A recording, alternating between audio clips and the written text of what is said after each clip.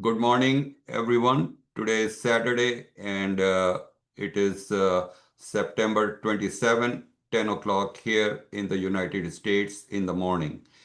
So I'm very happy to welcome each and every one of you to our GAF or Global Andrology Forum online Academy's introductory session, the inaugural session, which with the theme of perspectives on clinical controversies. Next slide.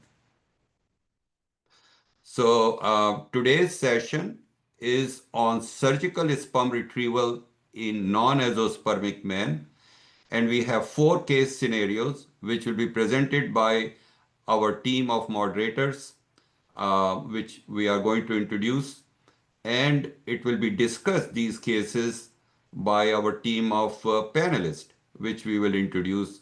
And at the end, the program cases and their details, the take-home message will be discussed and explained by Dr. Rupin Shah. Next slide. This is just a small introduction about myself. Next slide. So we are going to meet the moderator next. This is Dr. Vineet Malhotra, who is the main moderator here.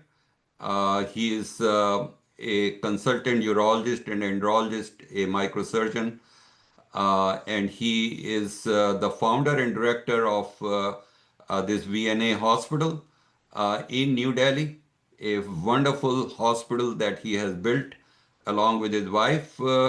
And I had the pleasure of visiting it several times. It is a state-of-the-art multi-specialty hospital in the heart of Delhi. More importantly, Vineet, beside being a very sought after andrologist in India, he is also a secretary of the andrology section in the Urological Society of India. And he has a great deal of interest in academic activities in India. And he is, of course, an active member of the Global Andrology Forum. So he is our moderator today. Next slide. And the co-moderator is Dr. Amarnath Rambata.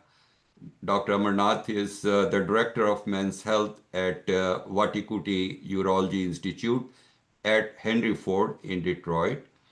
And he is the Program Director of Andrology Fellowship. And he is also, I think, for last 6 months or more, the Vice Chairman of Urology within his hospital there.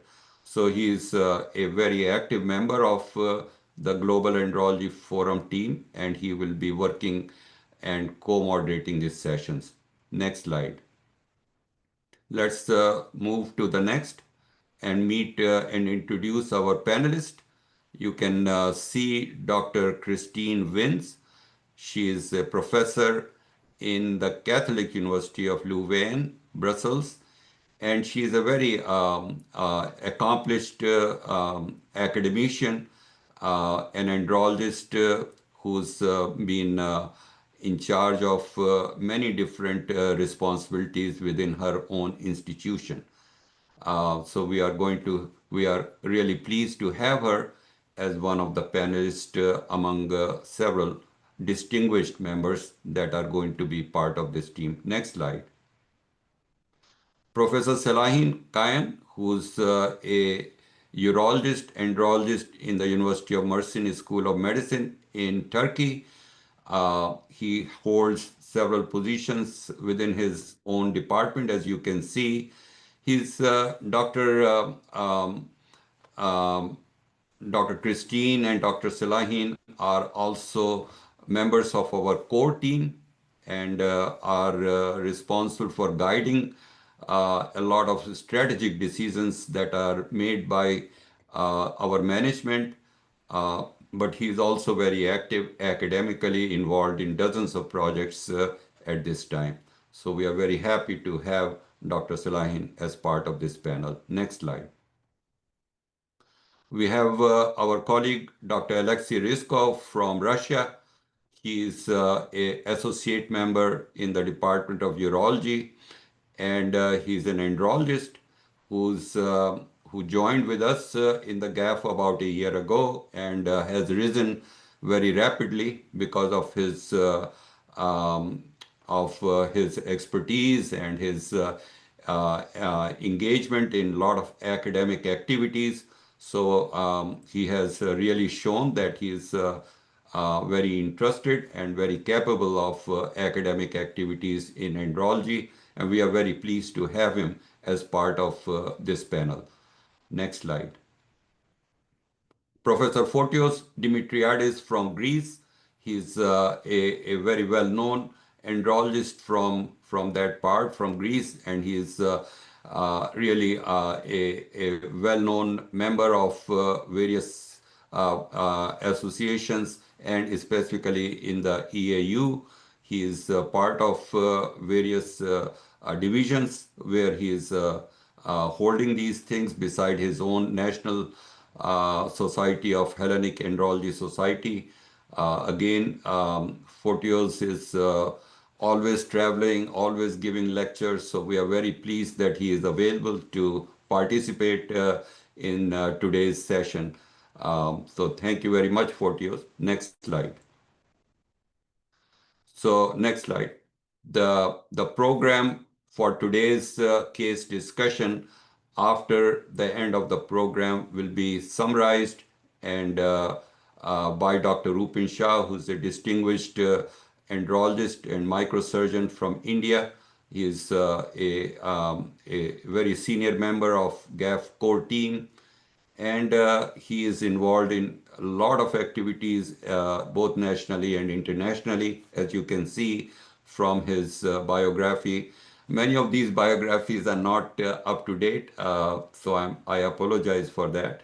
But we are very pleased that Dr. Rupin is part of this program, as well as many other programs that we are planning in the coming months. Next slide. So at the end of today's program, I wanted to tell you that there will be a satisfaction survey. Next slide. And you will see you will see this image on the that will allow you to the QR code that will allow you to go to the link to that Google survey to do this. So please don't do it right now. Do it when we project it at the end.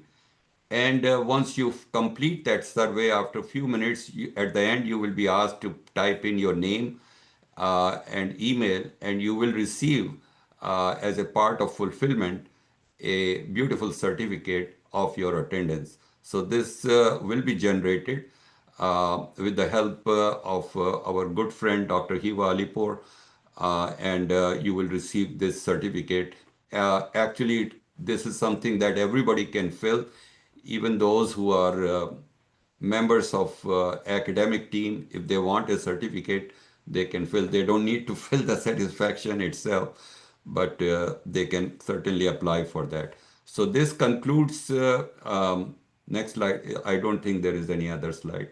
This concludes the introduction, and now I invite our moderators, Dr. Vineet and Dr. Amarnath, to begin the program. Thank you very much. Thank you so very much, sir. And without much ado, with Amar, I'd like to start off the cases straight away. We will begin with case 1, and I'm addressing this to Professor Fotios. The couple planning fertility, 30-year-old male and 28-year-old female, a primary infertility of 3 years duration. The history and physical examination is unremarkable. A normal circumcised phallus, a testicular volume 18 ml bilaterally, and physical examination otherwise unremarkable. Normal female partner evaluation. The male partner has a history of smoking 2 packs per day. The basic semen analysis normal on 2 occasions. Concentration 20 million, volume 3 ml. Motility 65% and normal morphology. The STF found to be 45% by tunnel on 2 occasions. If you could, for us, briefly describe the indication of SDF testing, the types and relevance of different tests, and what would be the next steps in treating this. Professor. Hello everybody around the world and around the globe, and thank you very much for the great honor for having me here with you. Well, this is an excellent and increasingly common case of a couple with primary infertility, where conventional semen analysis appears normal, potentially leading to a misdiagnosis of unexplained infertility. The key, however, diagnostic finding here is the significantly elevated sperm DNA fragmentation of 45%, which uncovers a clear male factor issue. The patient's history of extremely heavy smoking is the most probable cause.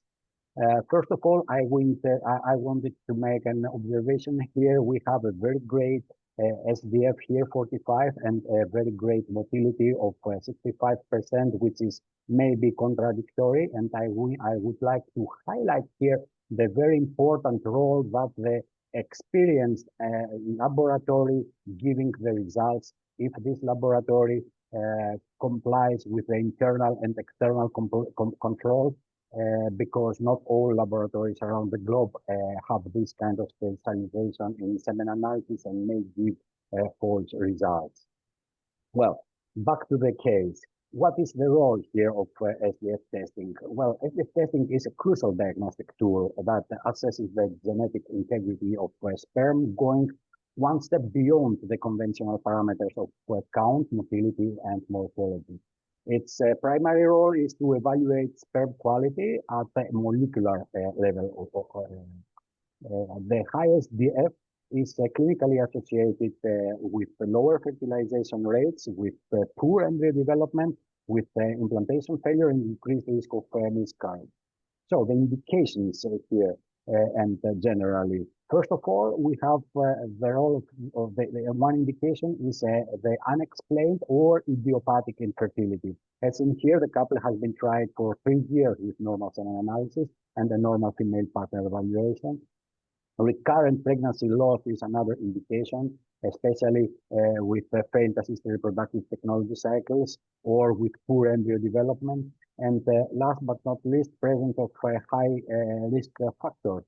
This includes lifestyle of the partner, like in this case, heavy smoking, or clinical findings like high-grade varicocele, chemotherapy, or other reasons.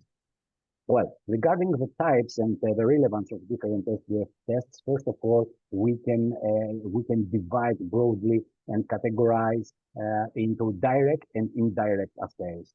A typical representative of a direct assay test which directly measures the existing DNA strand breaks is the tunnel assay. This is the test used in this case also.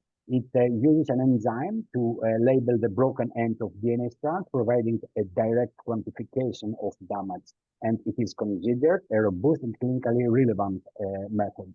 Another representative of a direct assay is the comet assay. This test visualizes DNA damage by embedding sperm in agar gel and applying an electric field. Damaged DNA fragments migrate out, forming a comet tail, the length of which indicates the extent of the fragmentation also. Then we have the indirect assays, which measure the susceptibility of sperm DNA to denaturation, which correlates, of course, with underlying fragmentation. One typical representative is the sperm chromatin structure assay. This is a flow cytometry-based test that uses a dye, usually the acridine orange, to assess the chromatin stability. Damaged DNA denaturates more easily when exposed to acid, which is then measured because it is colored. And another technique is the sperm chromatin dispersion test. In this test, sperm are treated to decondense their chromatin. Sperm with intact DNA form large halos of dispersed DNA, while those with fragmentation DNA form small or no halos. So the relevance is that with the absolute percentage values, although the absolute percentage values may differ from slightly between the tests, however, a high SDF result from any validated assay is clinically very significant. The fact that the patient's result was high, 45%, and confirmed by two separate reports using the tunnel gives us confidence in the diagnosis. So what are the next steps here in treating this couple issue? The treatment strategy, first of all, should be, in my opinion, multitask and should focus on reducing the underlying cause of damage and selecting the best possible sperm in ART if we finish in ART. First of all, first measure is aggressive lifestyle modification. The most critical first step is to address the cause of the oxidative stress. This patient's smoking habit of 5 packs per day is extreme, and it's almost certainly that this is the primary cause of his high SDF. Complete smoking cessation is therefore mandatory. I would counsel him that this is the single most effective intervention he can make. Then a second measure would be an antioxidant supplementation to combat the existing oxidative stress.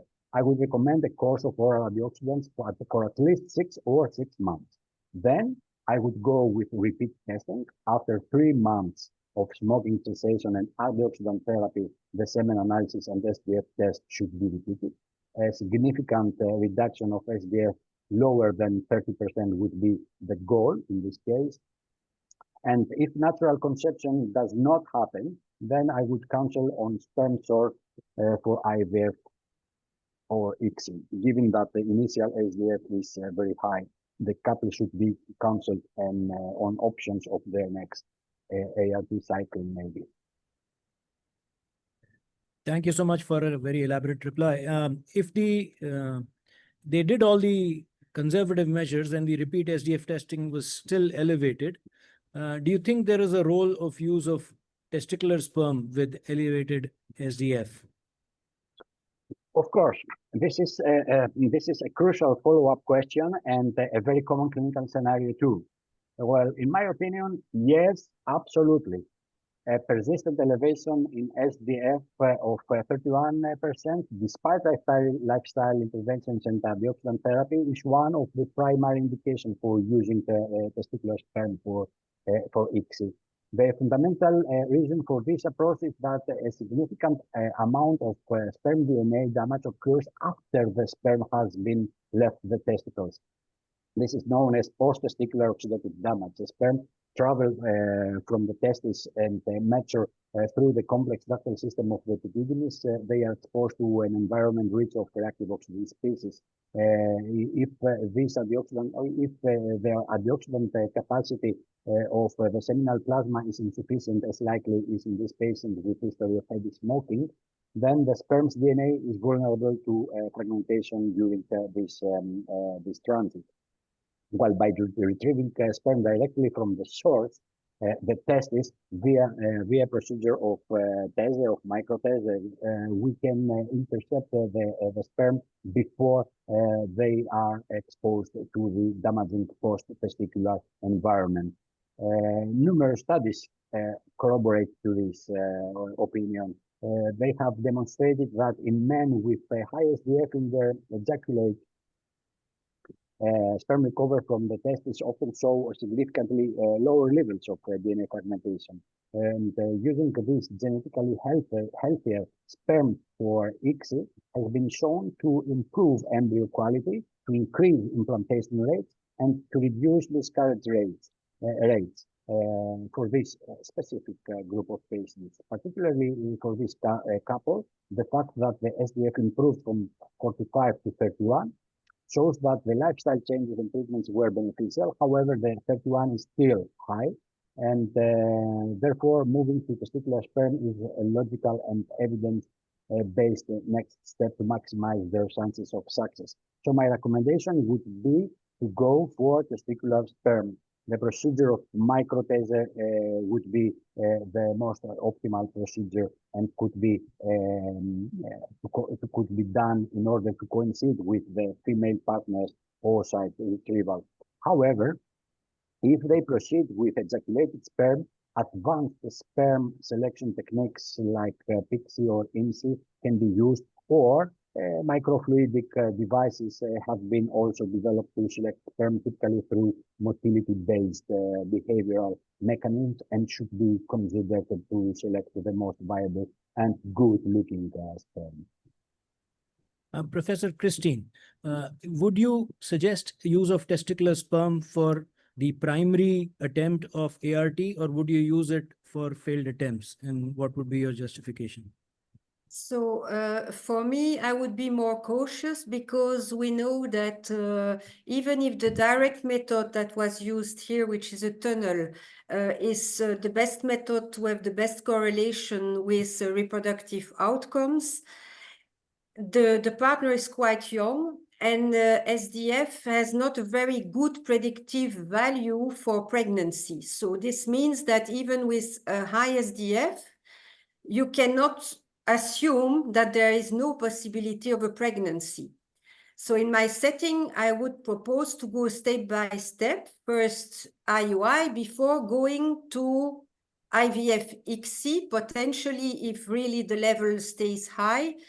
The advantage when you are in an IVF setting is that there is a difference in what was described for high SDF between IVF and ICSI. So the results of the study show a better effect when you do IVF, because when you are in an ICSI setting, you have less impact of reactive oxygen species on the egg, because there is no overnight culture. And we also see that the partner of this man is only like 28, if I correctly remember. So her eggs have a very high repair capacity that can correct SDF. So therefore, I would go only for testicular sperm after failed cycles of ICSI or IVF, and not immediately. And of course, we know that, as you correctly explained, that we assume that sperm DNA fragmentation is lower in the testis. However, a few studies have measured this. And so I would keep that as the very, very last option. But it is a possibility after a few failures, not first failure, but at least 2 failures. Depending also on what we observe during the IVF attempt, if we see, for instance, that there are problems with the fertilization rate, or that there are problems with the cleavage of the embryos, or even poor development in blastocysts, these are all reasons to consider that in that case SDF a high impact, and that then testicular sperm could be justified. Can I Thank you. also make a comment? Can I make a comment on this Yes, also? please. Yes, please. My approach will be between Christine and Fotios, because I would offer the patient one of antioxidant treatment for only for 3 months, not 6 months. 3 months is enough, and then immediately IVF ICSI cycle for the first time, because the GAF meta-analysis and Cochrane, that database on the use of antioxidant treatment, did not get benefit on IUI success with the use of antioxidant treatment. So I will offer the patients IVF or ICSI cycle directly. If it will fail, then forward the couples to obtain testicular sperm for the second cycle, not for the first cycle, because the couple has been trying to conceive for a long time, but his SFDFI is 31. So I think the couple has a chance to get IVF cycle with ejaculated sperm. So there is no, even in the professional guideline, no strong level of evidence to suggest to use testicular sperm for the first cycle. So first, the second cycle is okay. Thank you, Professor Saline. May- So, may I- do we have any questions, Dr. Amar, on the audience chat? Yes. Good morning, good afternoon, good evening, everyone. So there are a question, Dr. Pingier asked a question, but I think in the interest of time, because we're going to probably have similar questions after the second case, let's group them together and we'll discuss after we go through this next case.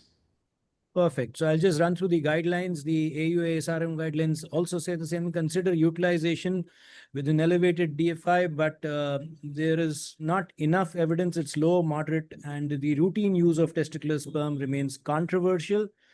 Similar with the EAU guidelines, which also say that testicular sperm for ICSI possibly associated with improved outcomes, but the evidence is weak and the recommendation is weak.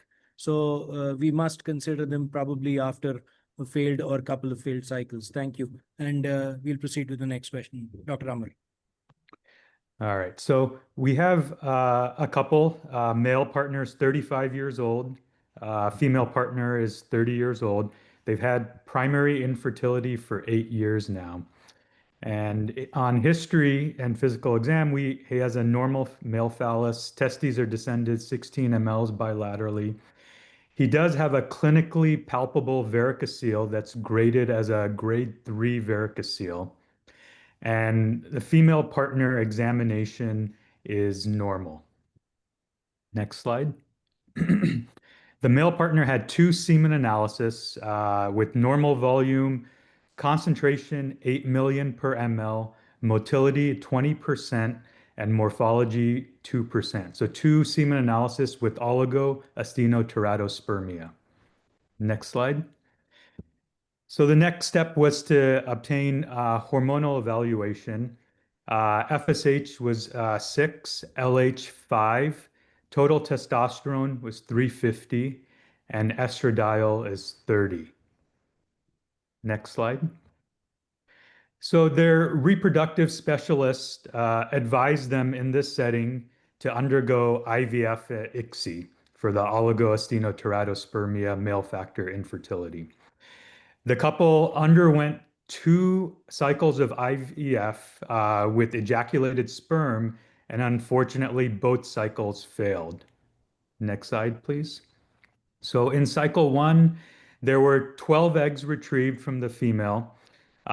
Only 2 eggs were fertilized, and on day 5, there was poor embryo quality. The transfer was unsuccessful. In cycle 2, 10 eggs were retrieved, 1 fertilized. Again, poor embryo quality, and the day 5 transfer was unsuccessful. So now the couple is devastated. They failed 2 cycles of IVF, but their dream is to have biological children, and they want to try again. So they come to you as another opinion, and they want to know, are there any other considerations or any other testing they can do prior to proceeding in their fertility journey?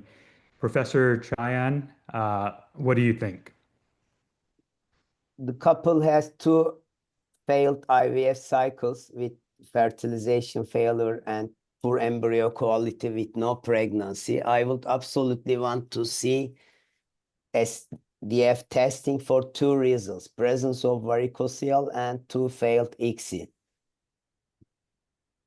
Perfect. Is there any, actually, let's go to the next slide. So they do that SDF testing. It comes back elevated at 31%. In this setting, we also remember that he has a grade 3 varicocele. Is there any role for varicocele repair? Yes, the patient still has a high level of SDF, which may result in failure of fertilization and implantation if the couple chooses the 3rd cycle of IVF again. By the way, the problem is that the male partner's total motile sperm count is about 3 million with low normal morphology, meaning that even if the patient if chooses third cycle of IVF, it will result in, again, the couple will have low chance to naturally conceive or with IUI. So the couple still needs a third cycle of IVF, but something should be done. The couple has two options, varicocele repair or surgical sperm retrieval. I think both approaches could be offered to the patients. Let's talk about advantages and disadvantages of two methods. Varicocele is regarded as the most frequent cause of male infertility. The patient has high level of SDF, but we just have a GAF systematic review and meta-analysis conducted with 9 studies showing that men with varicocele repair demonstrated a significant improvement in fertilization rate and also clinical pregnancy and live birth rates increased after varicocele repair, about 2 times increase in pregnancy and live birth rates. So therefore, varicocele repair has a positive impact on pregnancy and live birth rates after ICSI, actually. In addition, infertile men with varicocele have decreased seminal antioxidant capacity. So according to a study, about 50% of men with clinical varicocele show high level of SDF. So in systematic review and meta-analysis, the mean decrease in SDF level was about 10% after varicocele repair. Of course, especially some clinicians from obstetric and gynecology or reproductive female clinician may think that varicocele results in only minor improvement in DFI level, and the use of testicular sperm rather than ejaculated sperm in men with elevated DFI could be better. But on the other hand, successful varicocele repair significantly improve conventional sperm parameters, leading to higher fertilization and pregnancy rates. So the couple has an opportunity to get a chance for IUI also instead of ICSI, or the couple increased their chance to upgrade their sperm counts from IUI to maybe to have a chance for achieving to spontaneous pregnancy. So of course, in couples dealing with advanced female age, a delay of up to 1 year may not be feasible, but we are talking about a considerable young couple. So about 30 years old, the female age was 29 or 30. So I would absolutely offer this couple, the man, to undergo varicocele repair. So talking about the role of surgical retrieval sperm, there are a few systematic review and meta-analysis comparing ART outcomes in terms of ejaculated versus testicular sperm. In one, TC provided lower fertilization and embryo quality rates compared with the use of ejaculated sperm.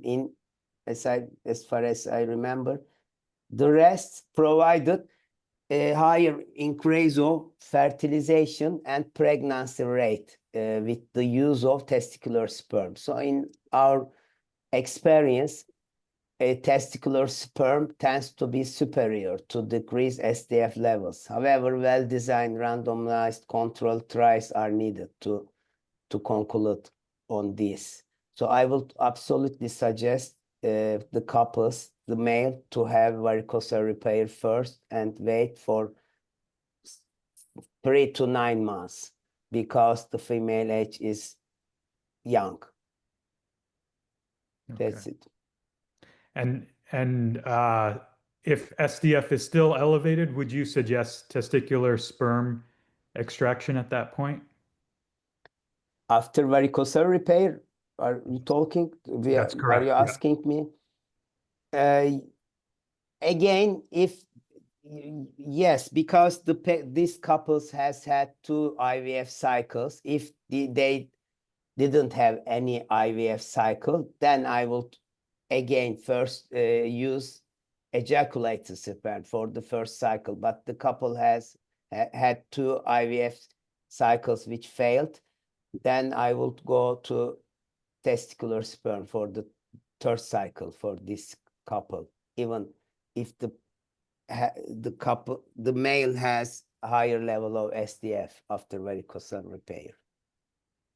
But some studies also suggest in combination of antioxidant after varicocele repair, that could be an option to start antioxidant treatment immediately after varicocele repair. But it's a not strong suggestion. Thank you. Dr. Dimitriadis, you had a point to make? Yeah, I raised my hand for that, but Dr. Kayan has answered already this question. I wanted to ask everybody here if they would give antioxidants after the varicocele repair for 3 months in order to decrease the 31% of SDF. First of all, the panel, the rest of the panel. Let's open that up to Dr. Rizkov and Dr. Wins. What are your thoughts on antioxidants in this setting?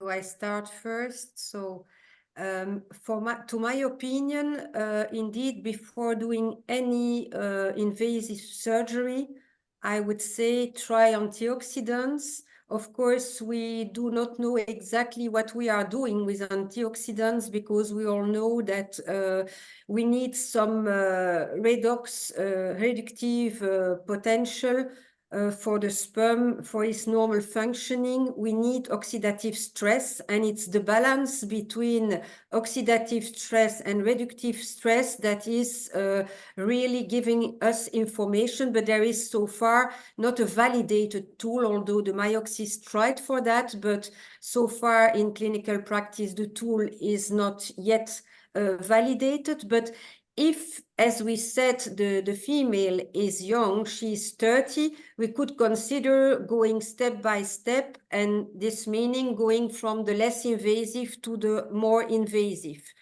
But I just wanted to stress on something. We said she's 30, she's young, no problem. This is not always the case.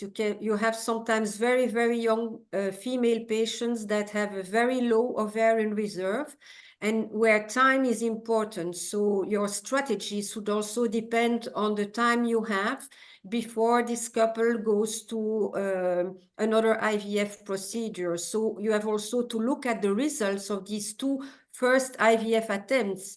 If the number of eggs that were retrieved was low, we have to take this into account in deciding the strategy, the shortest or the longest one. And then, yes, I will wait that Dr. Fotios Dimitriadis answers also on his side. Yes, I agree. And also already in the chat, another observation is also very valid, the frequent ejaculation. Also, this is another measure that we can go in order to reduce the SDF. But as a urologist and andrologist, I would go first with varicocele repair in order to not lose any more time, because we know that the varicocele is a progressively damaging factor for the testes. And so as faster you get rid of varicocele, the better it gets from the andrological point of view, the health of the male. It's great. And so our Just chat is... sorry about that. Are we going to talk about which surgical method will be ideal for this case, or in any case at the end or during the case presentation? Yeah, so what are your if- thoughts on what, out of the different surgical approaches, It looks like a couple of these are epididymal sperm extractions, PESA and MESA. And the other ones, TESA, SST, and microtessi, are testicular sperm extractions. Is there any role for epididymal sperm extraction in the setting of high SDF? And what's your preferred method of testicular extraction?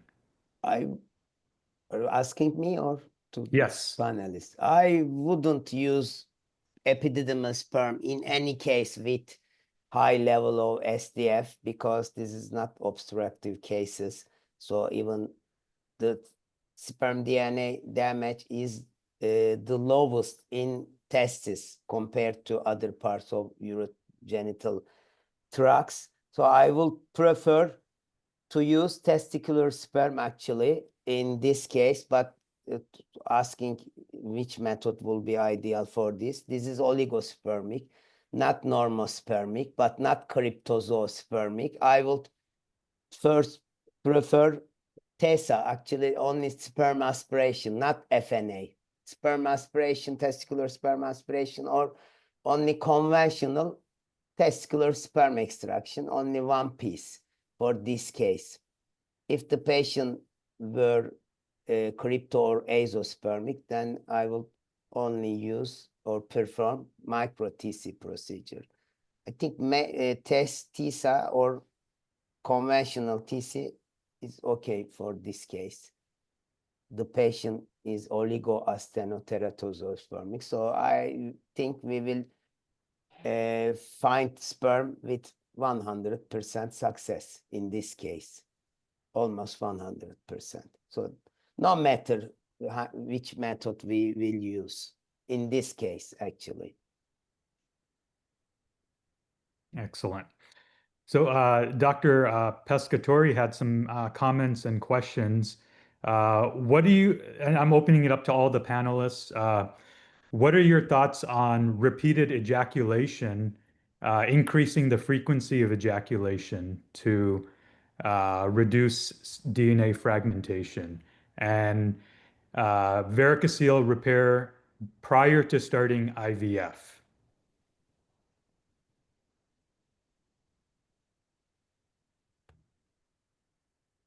Answering Dr. Pescatori's question, right? Repeated ejaculation to use sperm for IVF cycle.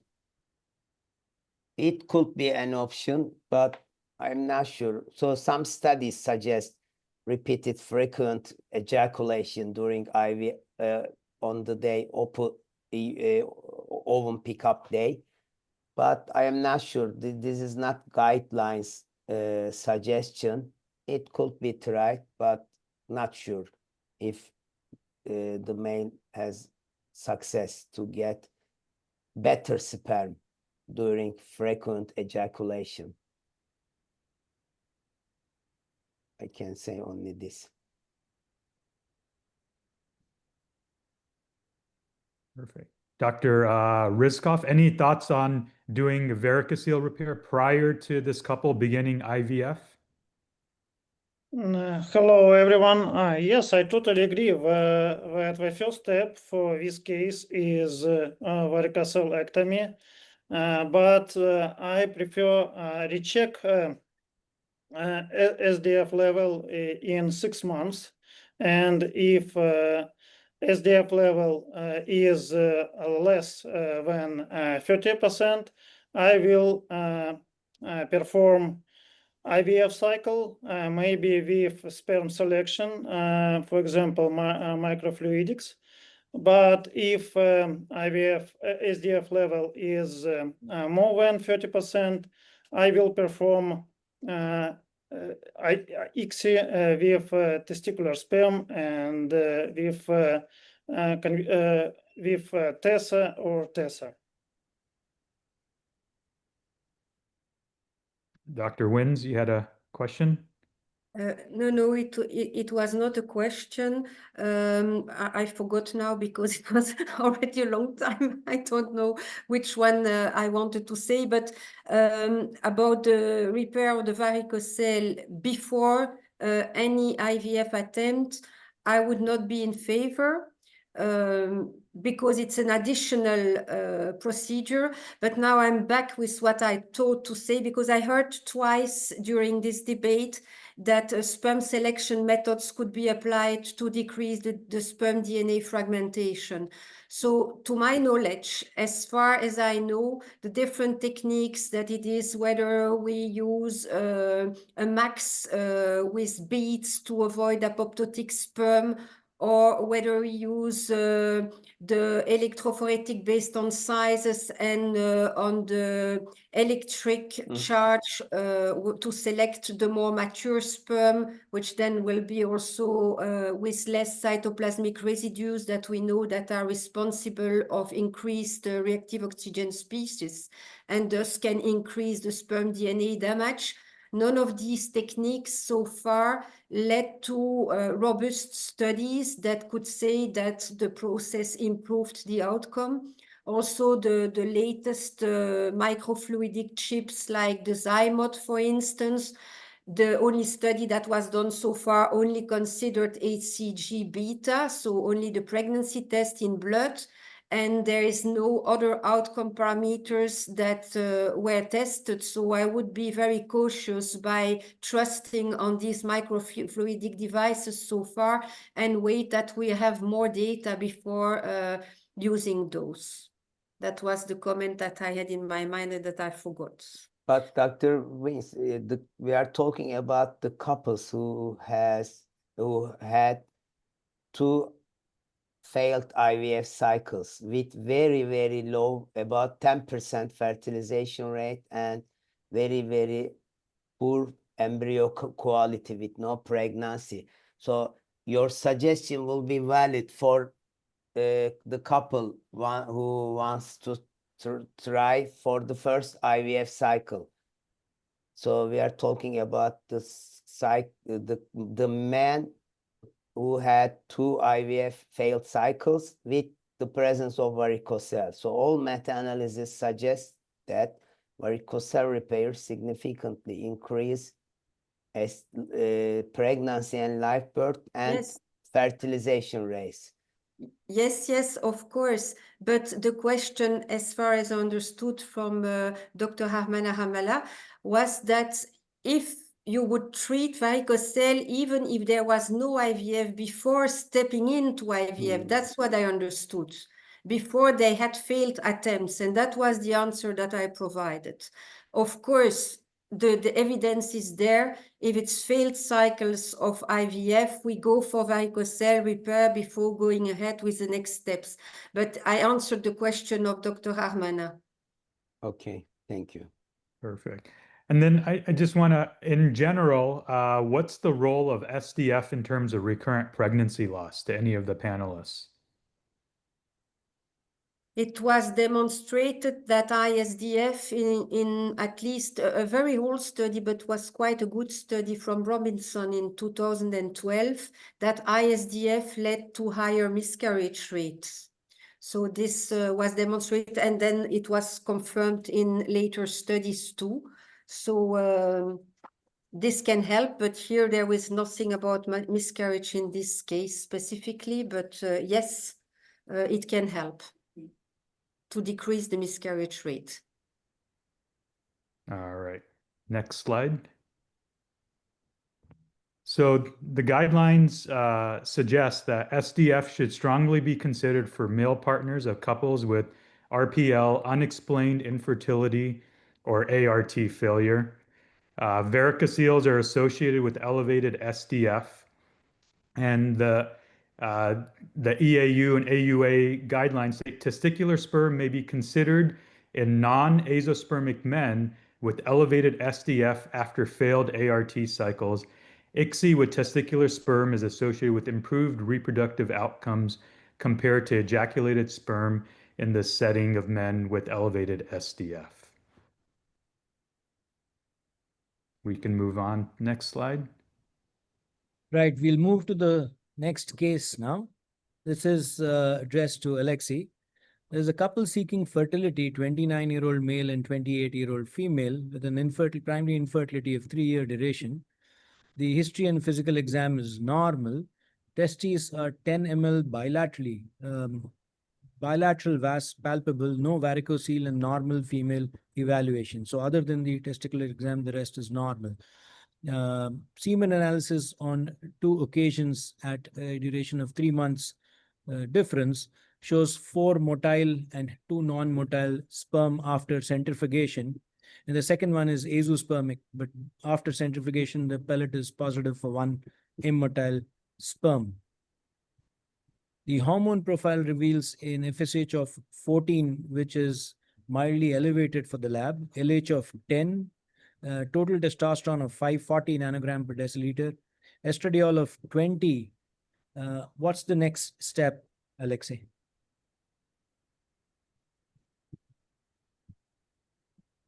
Professor Alexei. Thank you. Sorry, to my mind, we need to perform genetic tests, I mean karyotyping and AZF deletions. So these were found to be normal. The couple wishes to undergo an ICSI cycle. What's the role of pooled ejaculated sperm with cryopreservation versus testicular sperm? And what's the role of TESA versus microdissection TESA, and would you do it on both sides or one side? Okay. For this case, I suggest trying to pull ejaculated sperm as the first step, because sometimes we see a fluctuation between cryptozoospermia and azoospermia, and we don't know what the next sample will show. And in this context, I wouldn't wait 3 months to repeat semen analysis. I would repeat in 1 month and try to pull ejaculated sperm. If we don't get sperm for cryopreservation after 2 or 3 attempts because of azoospermia or very poor quality sperm in the pellet, I will suggest performing IVF ICSI cycle with surgical retrieval sperm in the fresh cycle, and will checking the ejaculate in their surgery before surgery. If we cryopreserve the same samples, I would recommend IVF ICSI cycle with ejaculated and preserved sperm, but in case if we don't have enough sperm on the day of puncture due to poor quality cryosperm after warming or insufficient sperm in the ejaculate on the day, in this situation, I would perform micro-TESA on the day of cycle, on the day puncture. This is my point of view for this case. What about TESA or micro-TESA? I would prefer micro-TESA for this case because the main problem it's difficult to obtain sperm during sperm retrieval in case of cryptozoospermia.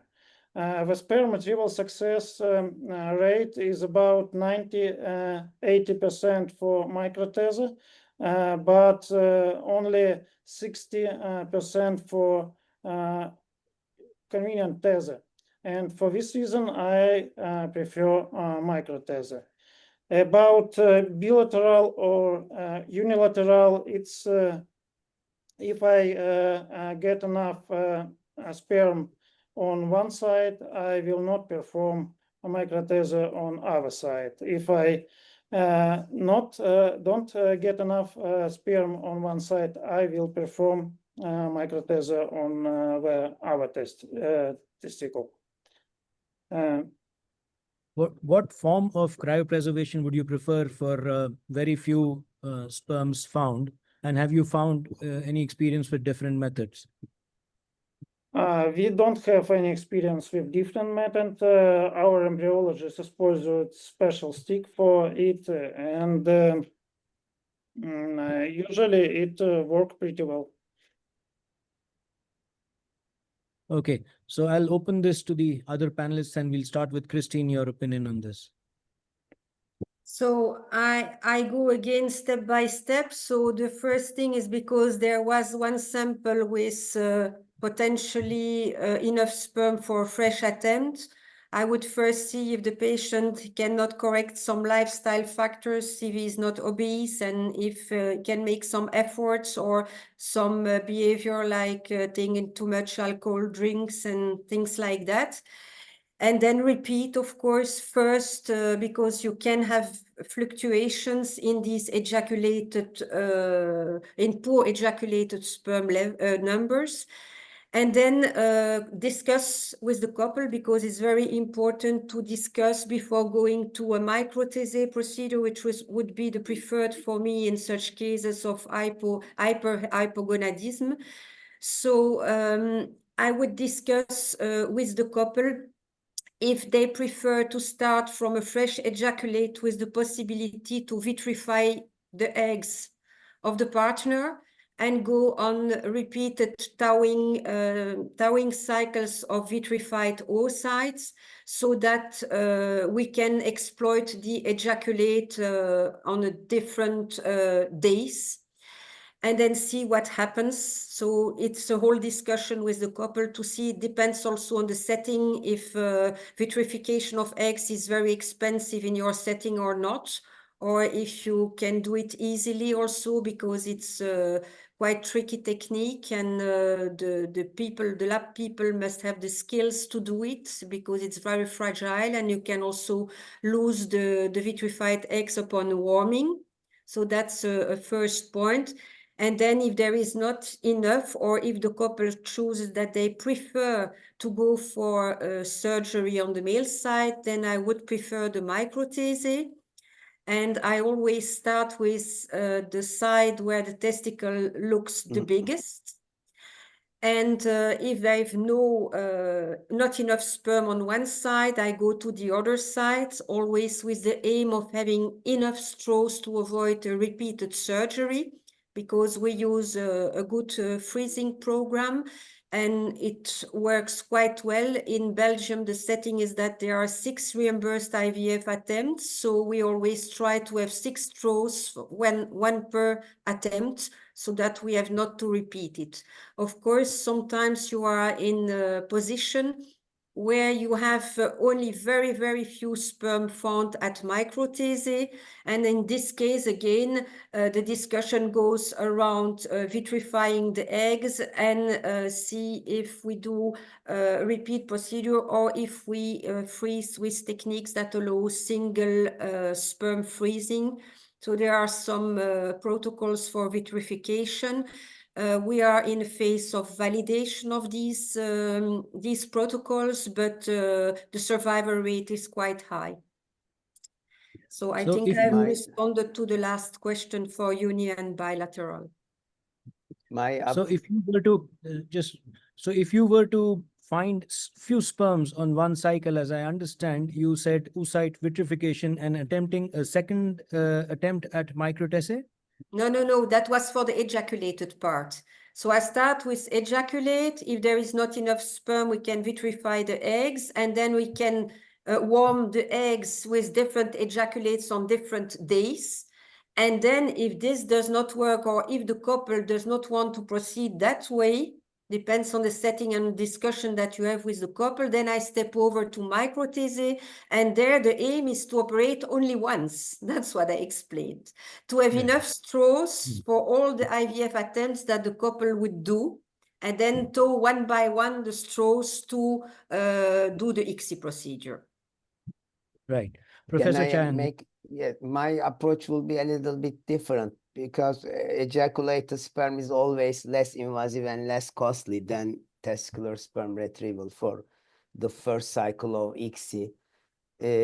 I would prefer pulling, because this patient is a little bit different.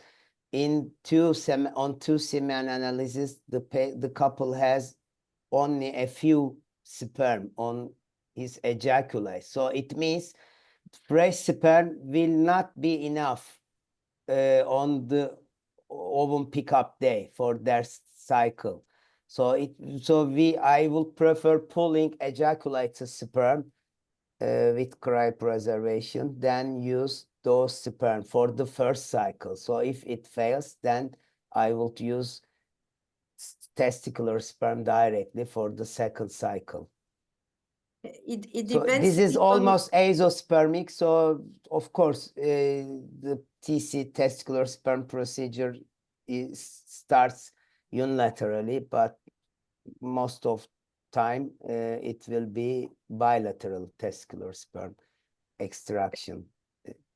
You can in one attempt or with one egg retrieval, you can put into fertilization the fresh eggs until you don't have any sperm in your sample, and then you can Yes, yes. vitrify the next egg. So I said it depends on how Right. easy it is to do vitrification in your setting, but I would go to use the sperm fresh with vitrification combined of the oocytes, and then warm up the oocytes and use a next sample, ejaculated sample, to again do the ICSI procedure and so on.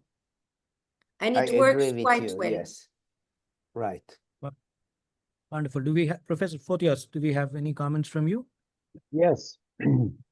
Well, I would strongly advise against relying on pooled ejaculated sperm.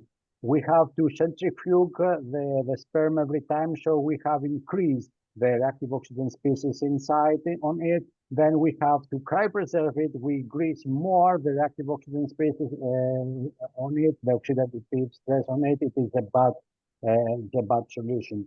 I would go for testicular sperm.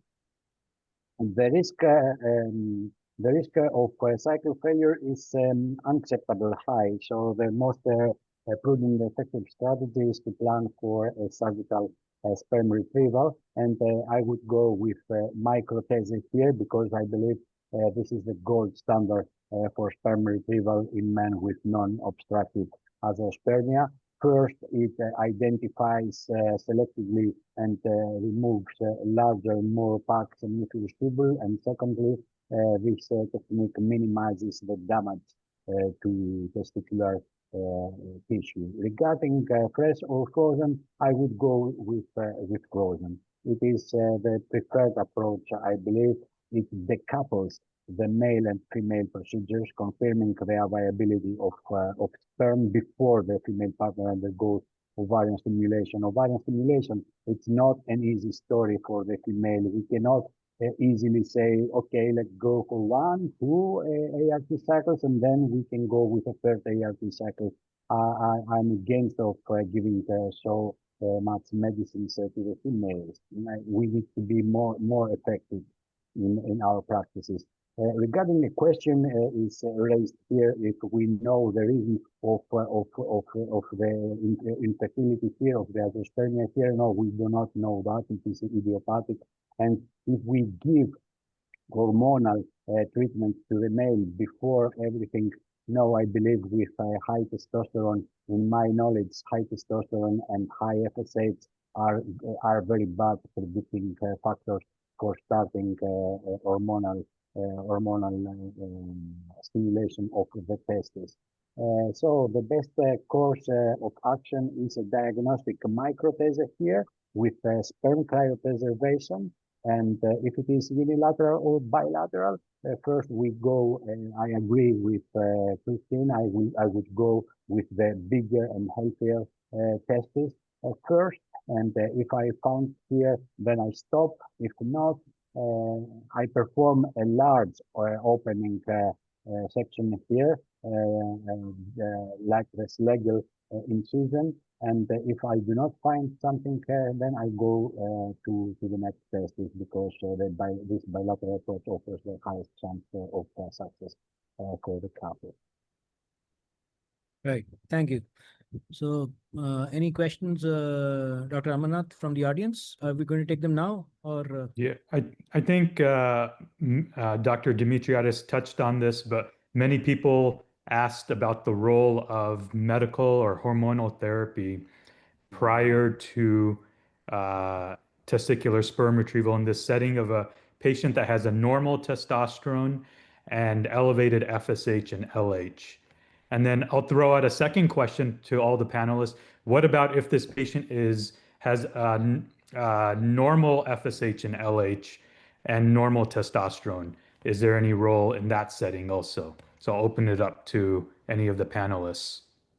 Normal gonadotropin levels with normal level of total testosterone in the presence of cryptozoospermia we That's are correct. talking about.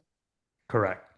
It's unusual to see actually to see normal level of gonadotropins, but it could be okay. I will use some things to increase gonadotropin levels if it actually to stimulate spermatogenesis in this case, but very rare of men with cryptozoospermia or azoospermia have normal level of gonadotropins, but that was the question. It could be tried for 3 months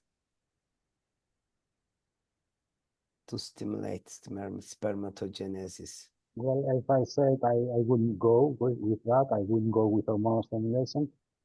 Only if the testosterone were low or low normal, and if the FSH were normal or slightly increased. And the chances to find sperm in these cases is around 50 to 60% to answer a question of surgeons. Right. So, Do we have anything else, Dr. Ahmed? just to mention maybe that in case of a failed microthese, the giving hormones is indicated is not indicated, but can be suggested or discussed in only few cases where the FSH levels are not that high, and especially where the histological subtype is hypospermatogenesis or where it is late maturation arrest. In the other cases, the results are lower or even inexistent. So I would be very cautious in giving hormones, and normally in patients like this one, which is hypergonadism, there is no indication to give hormones, and certainly not before first microthese. If it failed in case of azoospermia and you have a patient that really insists on having a child with his own genetic background, in those two histological subtypes that I've cited, it could be considered. But the studies that have shown some results, for instance, for late maturation arrest, there was only in a little series, only one case where the highest FSH level was 14. It was only one case. So I would be very cautious in suggesting this to a couple. Right, thank you. So we'll just see the guidelines now. Both EAU and AUA-ASRM treat use of testicular sperm in cryptozoospermia as a selective and not a routine option, as was mentioned by all the panelists. Confirm cryptozoospermia, precisely treat reversible causes and attempt to use ejaculated sperm first, and reserve testicular retrieval for cases with no usable ejaculated sperm after ART failure or following multidisciplinary informed consent. So that's pretty much been the view of all panelists. And in view of paucity of time, what we're going to do now is we're actually going to move to the section on the MCQs. And now for this, what we're going to do is we have 10 MCQ questions. I hope these are visible on this. The screen is visible for the first question of the MCQ pattern. And there's a QR code which is available there. We would want you to take this QR code on your picture, this thing on the mobile tool, and then start selecting the correct answers. There are 10 questions in all. Do not submit the answers before the end of 4 minutes, which has been allotted as the time for all the questions. So responses should be submitted only after we've confirmed that we've shown all the questions, and then there is an option of submit my response, and then you can submit your responses then. So I would request all the viewers to now scan the QR code, and we will begin with the questions. Somebody asked to share the code in the chat. You'll see if you can do it, do it. You can copy link. Okay, 1 minute.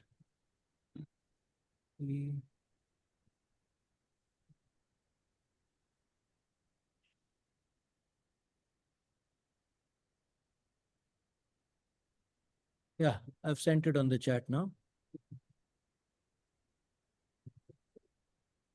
So it's now on the chat, and we are beginning with the first. I hope everyone has got the QR code copied. I will give another 30 seconds for everyone to have scanned the code and then begin the questions. If there is anyone who remains, you can please message on the chat so that we know that you still are waiting to scan the QR code.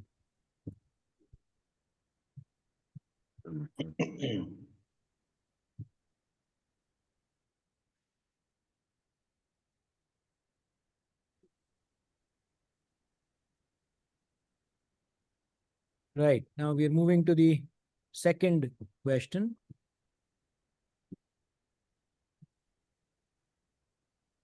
A man is found to have elevated sperm DNA fragmentation during his fertility evaluation, but he has a normal semen analysis on 2 occasions.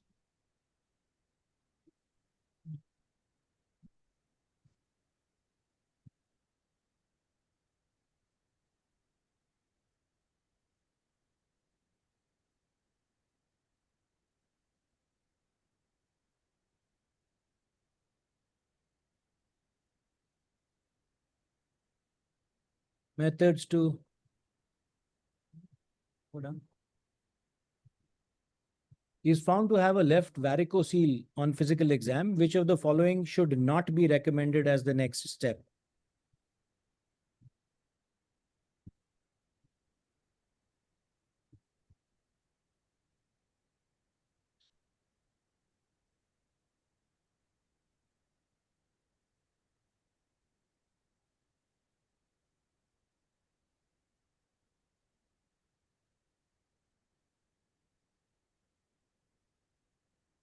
Sperm DNA fragmentation should be checked in which of the following situations?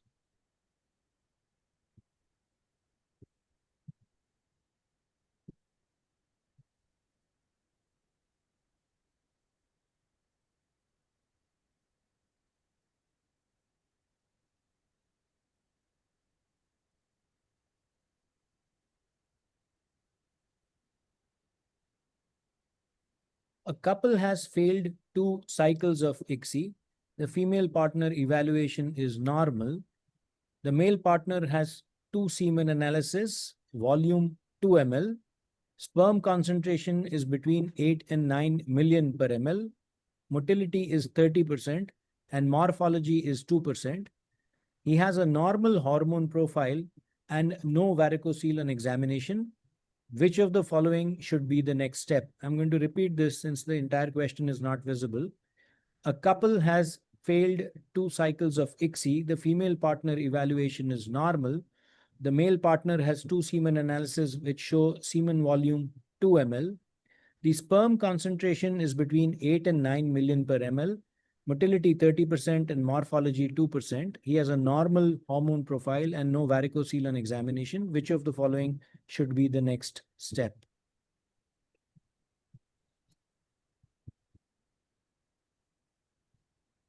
What is the advantage of using ejaculated sperm for ICSI in men with cryptozoospermia?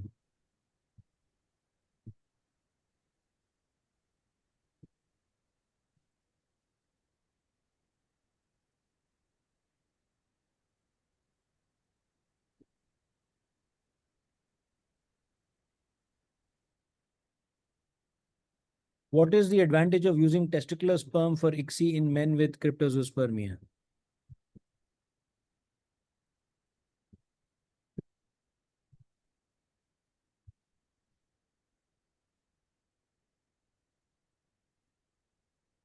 Which of the following is true regarding managing patients with cryptozoospermia?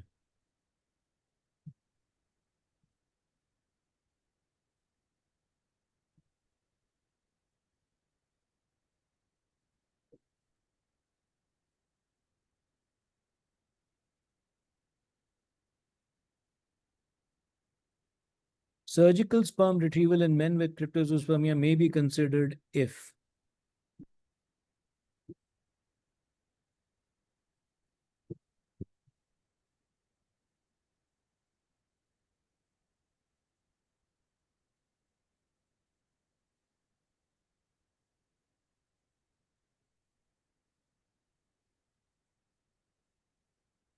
a couple has been diagnosed with unexplained infertility and is scheduled to undergo ICSI today.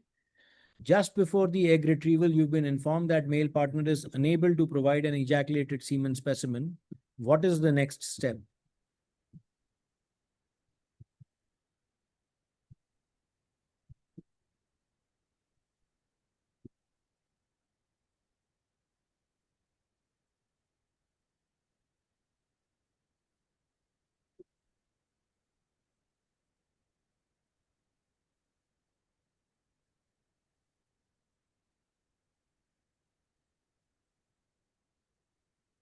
A couple is scheduled to undergo ICSI. The male partner has a history of cryptozoospermia and has cryopreserved a few semen samples, yielding a total of 10 sperm.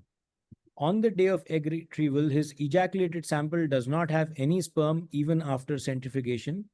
Sperm thaw does not yield any sperm that are usable. He does not want to undergo a TESE at this time. What is the next step? I'm going to repeat this. A couple is scheduled to undergo ICSI. The male partner has a history of cryptozoospermia and has cryopreserved a few semen analysis samples, yielding a total of 10 sperm. On the day of egg retrieval, his ejaculated sample does not reveal any sperm even after centrifugation, and the sperm thaw also does not yield any sperm that are usable. He does not wish to undergo a TESE at this time. What is the next step?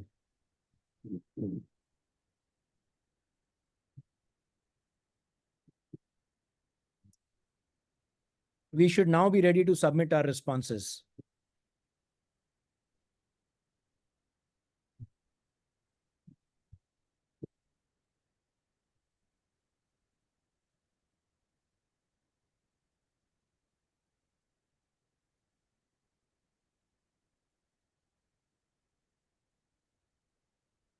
To receive any responses. We can have responses submitted now.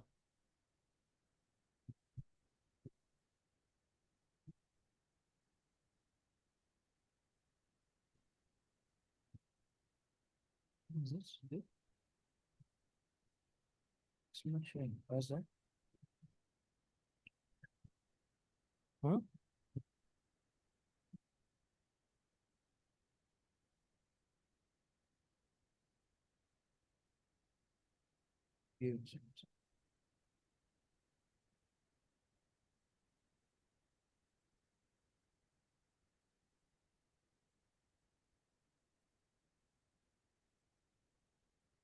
Okay, so everyone got the first one right. We've got 66% showing IUI. So we'll show the correct answers also. Show correct answers, right? So this is the first one which is right. 66% have got the second answer right. 94% have got the third answer right. 84 have got the fourth answer right, which is check sperm DNA fragmentation. 66% have got the fifth answer correct. All of them have got, everyone has got the sixth answer right. This has quite a difference. We've got 50% who've got the answer correct. 78% have got the answer of surgical sperm retrieval in Cryptozoospermia correct. And 73% have got it correct in terms of performing an urgent testicular sperm extraction. This was not particularly fair since this was the last case which was not covered. And we've got an equal response in terms of 45 people, 45% getting it right and 45% getting it wrong. So at this point, I'm going to close the MCQ sessions and I'm going to stop sharing the screen and pass it on to Dr. Rupin Shah to give his comments on both the cases and the responses to the MCQs.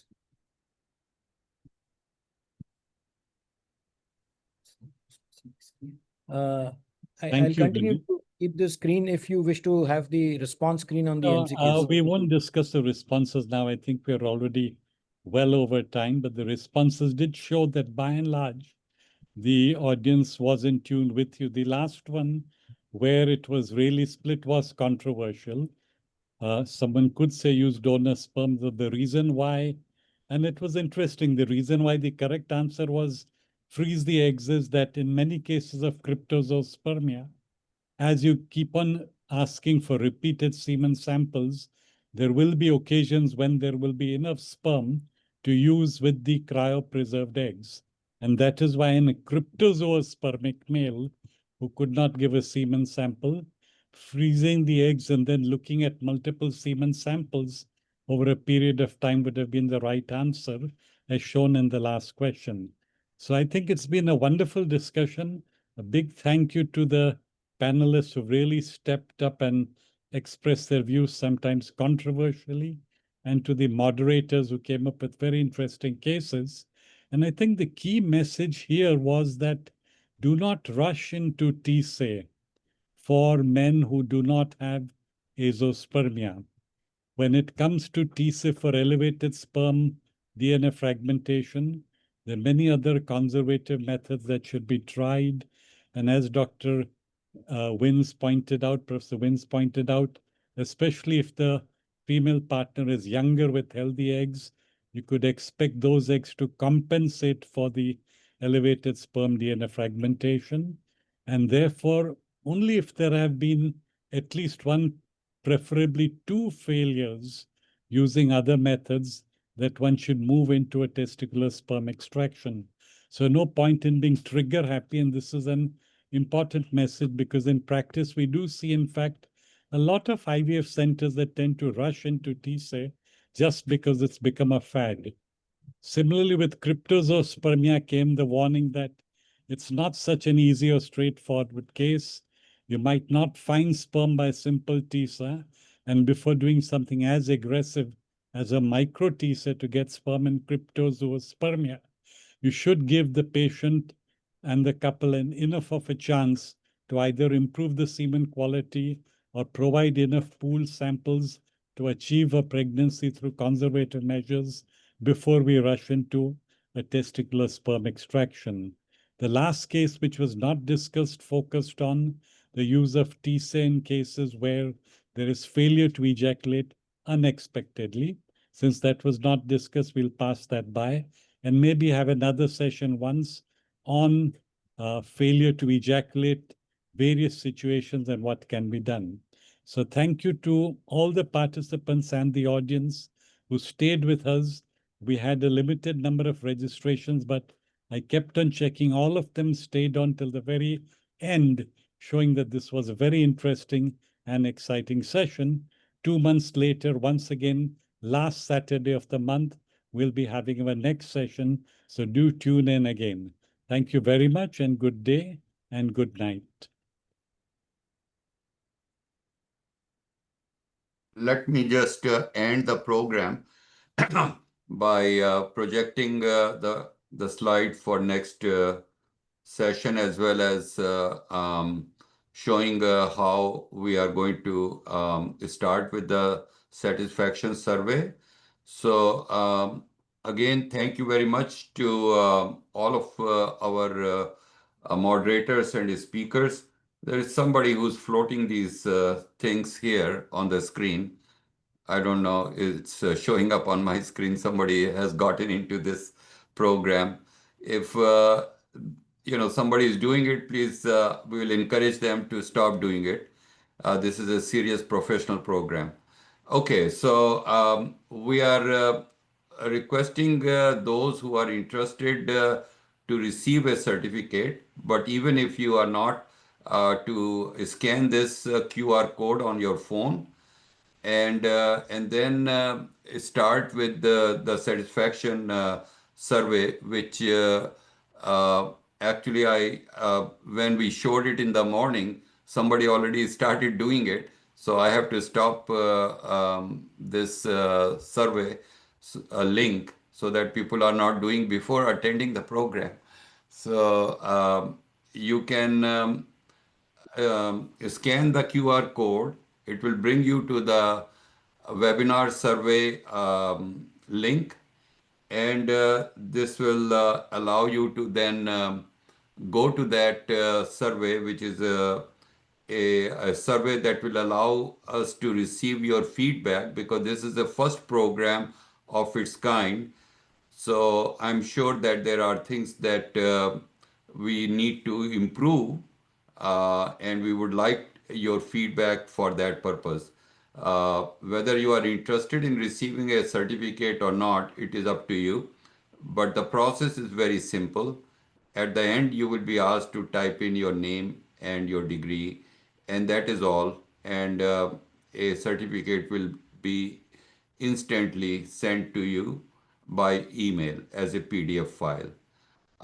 While we are doing this, if anybody has any question or any problem, please let me know.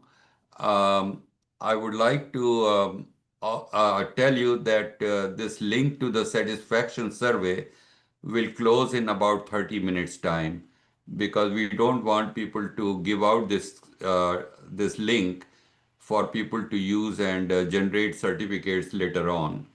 So the link will be closed, and only those who are attending the program ideally are eligible to receive the certificate of attendance as well. So we don't have any safeguard except to close the link, so that there is no misuse of people generating the certificates who are not present here. In addition, if Daniela, if you can allow me, I want to show the next program that we have, which is planned. So let me just quickly show what we have planned for the next time. Just a second.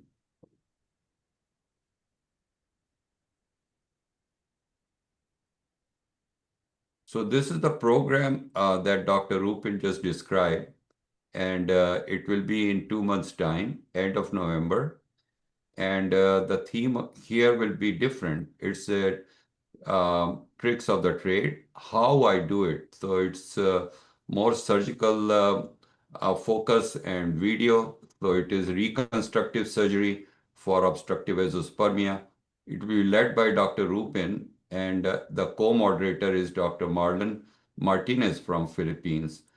Our speakers who will be demonstrating their surgical videos are from different places. The surgical procedure for vasoepi will be shown by Professor Lambert from China. Vaso will be by Dr. Alexis from Russia, and the Tured by Professor Omar Rahim from Abu Dhabi. So this is again a different program altogether.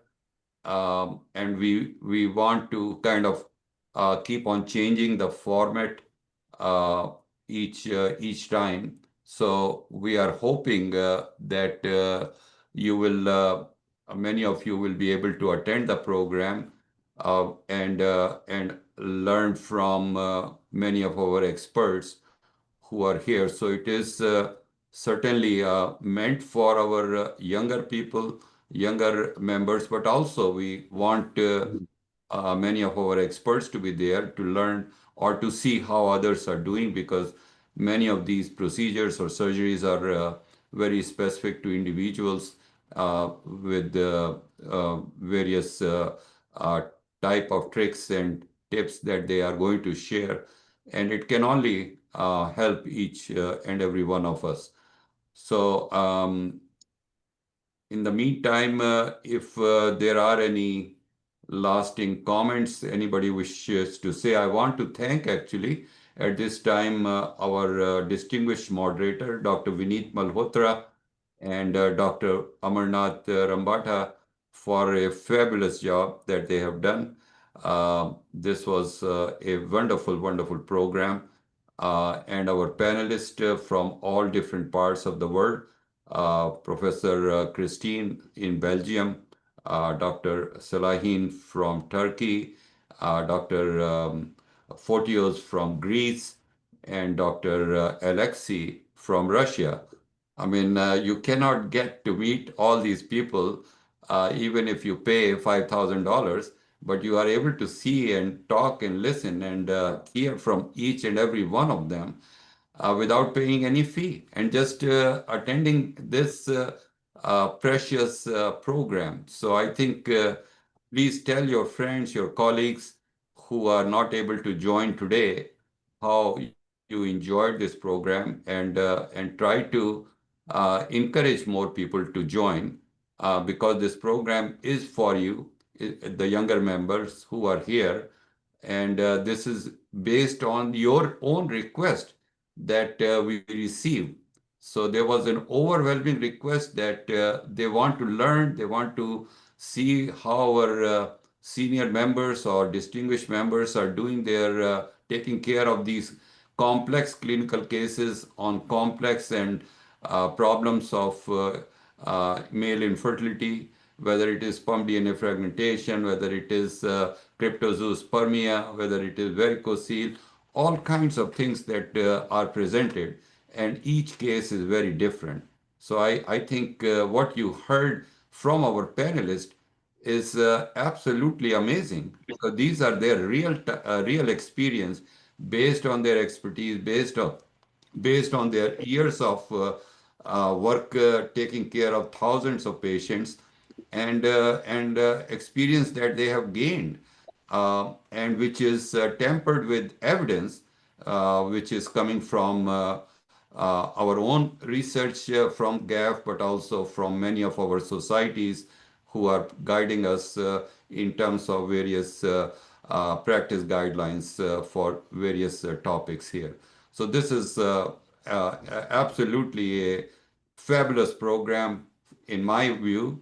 I think in the view of many of us who are here, and I wish that many more people will be taking advantage of this program in the coming months. We have planned 6 such programs, and now the program for November is already set, but we also have a program which is going to be, I believe, in January. I don't remember exactly the dates, where Dr. Giovanni Colpi, who's our senior members, a distinguished member, will be speaking about his own experiences as a andrologist. So he will be walking through his life and giving you his journey in his career, and this will be a totally different experience than the lectures and video presentations that you are hearing. So the format is very different, and it will keep on changing each time to allow you to kind of experience different facets of knowledge and clinical, I think, nuggets that you are learning from our distinguished panel of experts. So I would encourage many of you who are here who have not yet volunteered to come forward and volunteer. We have dozens of people who have volunteered to participate in these programs, but we can certainly ask for more participation. I think this is your chance to come forward and share your knowledge. This is the best part of it. So I think if there are no further comments. We are finished now, and we are going to have the website or the actual survey link be closed in about 20 minutes time for the satisfaction survey. So those who are trying to take that, they can continue to take it.